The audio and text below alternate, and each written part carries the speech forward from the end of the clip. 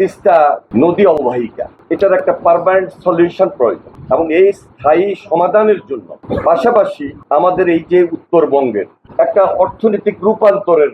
যে একটা এক্সটেনশন, সেটা খুব জরুরি হয়ে দাঁড়িয়েছে এই মুহূর্তে। আমাদের এই সকল দিক বিবেচনা করলে তিস্তা মহাপরিকল্পনা আমাদের অতীব প্রয়োজন এবং এটার গুরুত্ব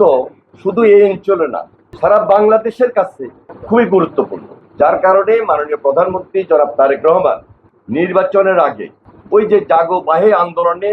কথা বলতে গিয়ে তিনি এই জাতির সামনে, এলাকাবাসীর সামনে কমিটমেন্ট করেছেন এবং ইনশাল্লাহ ওই কমিটমেন্টের ধারাবাহিকতায় আজকে এখানে আমাদের আসা, নতুন ভাবে এই যে কাজটা করা, এই কাজটাকে দৃশ্যমান বাস্তবে নিয়ে আসা, এটা আমাদের প্রতিশ্রুতির অংশ এবং আমরা সবাই মিলে আজকে একত্রিত হয়ে এই এলাকায় এসেছি, সরেজমিনে দেখেছি। ইনশাল্লাহ পদ্মা ব্যারেজ যেভাবে এক থেকে পাশ হয়েছে, খুব শীঘ্রই আমাদের এই টেকনিক্যাল টিম কাজ করার পর দৃশ্যমান রিপোর্ট হবে এবং দৃশ্যমান এই কাজে যে টেকনিকে পাশ করানো, সেই কাজটাও আমরা দৃশ্যমান করে এখানে কাজ শুরু করবো ইনশাল্লাহ। উজানে গজলডোবা, সেখানে যেইভাবে পানির স্রোত আসতেছে, এই স্রোতের কারণে, কারণ গেটগুলো তো তারা ওপেন করে দিয়েছে পার্শ্ববর্তী দেশ, এই পানির স্রোতের কারণে, এবং এটা তো একটা খরা স্রোত, খাড়া স্রোত, এখানে এই যে তিস্তার পাড় ভেঙে যাচ্ছে, আরেকদিকে এখানে নদী ভাঙন বিশালভাবে দেখা দিচ্ছে এবং পানি এত ওভারফ্লো হচ্ছে, এই এলাকায় মানুষ আশেপাশে বসবাস করা কঠিন হয়ে যাচ্ছে। যার কারণে আমরা যদি খুব পরিকল্পিত বাঁধ নির্মাণ করি,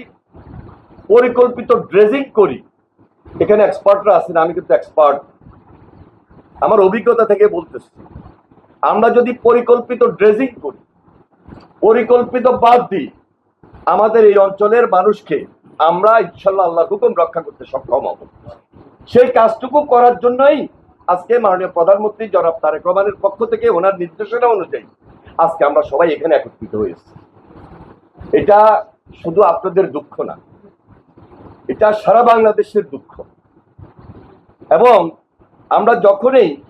এই কাজগুলা দৃশ্যমান করে সমাপ্ত করতে পারবো, হয়তো কয়েকদিন সময় লাগবে। একটা প্রকল্প করতে 2 বছর, 3 বছর, 4 বছর, 5 বছর, 6-7 বছর সময় লাগবে, কিন্তু যে বেনিফিটটা, যে রেজাল্টটা, যে সুবিধাটা আমরা এই অঞ্চলের মানুষ পাবো, সারা বাংলাদেশের অর্থনীতি চাঙ্গা হবে, অর্থনীতির ভিত মজবুত হবে। এখানে কৃষি উপকরণ এবং কৃষি এলাকা হিসাবে, কৃষিভিত্তিক অঞ্চল হিসাবে আজকে যেটা আপনারা পাচ্ছেন নীলফামারীতে, এই 5টা জেলা যেটা পাচ্ছে না, যেটা আপনাদের দুঃখ, আপনাদের আনন্দে পরিণত হবে এবং আপনাদের উৎপাদনে পরিণত হবে এবং অর্থনীতির ভিত চাঙ্গা হবে ইনশাল্লাহ। সেই দিকে আমরা যাচ্ছি।